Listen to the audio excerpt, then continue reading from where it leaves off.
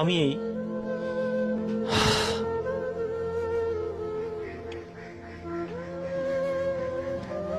বাবার কথা মনে করতেছি।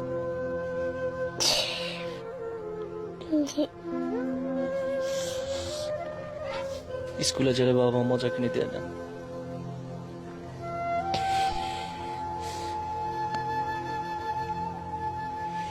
সামাজিক যোগাযোগ মাধ্যমে ভাইরাল হওয়া যে বিষয়টি, আজকে 4টা বছর এখন পর্যন্ত বাবার অপেক্ষায় বসে আছেন এই ছোট্ট আছিয়া। হায়রে, এই বুঝি বাবা চলে আসলো। প্রিয় দর্শক, আসসালামু আলাইকুম। আমি রয়েছি আরিফ হায়দার আপনাদের সঙ্গে। আজকে যে ভিডিওটি আপনাদের সামনে নিয়ে আসলাম, আপনারা বিশ্বাস করুন, এই মেয়েটার কথা শুনলে 4টা বছর আগে ছোট্ট মেয়েটার বাবা মারা গেছেন। ঠিক এভাবে ছোট্ট মেয়েটা বসে থাকেন, এই বুঝি বাবা চলে আসবে।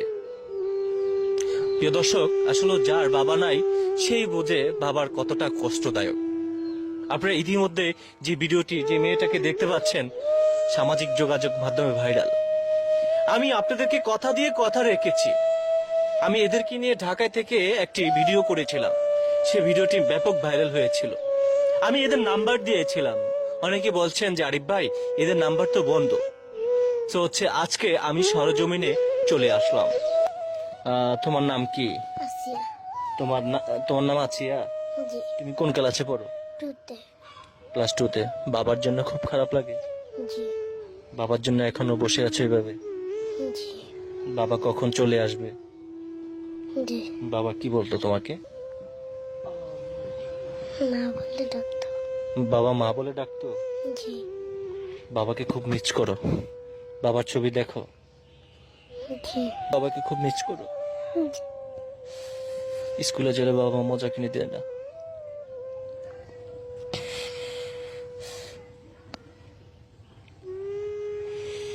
আজকে যদি বাবা পাশে থাকতো তাহলে বুঝতে পারছেন, এভাবেই বাবার জন্য অপেক্ষায় থাকে ছোট্ট মেয়েটা। দীর্ঘ 4টা বছর ঠিক এই ঘরের দুয়ারের কাছে বসে থাকে, এই বুঝি বাবা চলে আসবে। আমি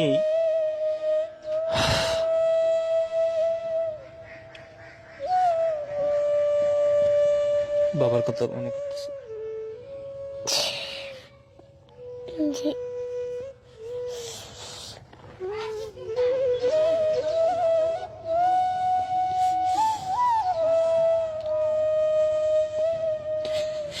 বাবা কি বলতো?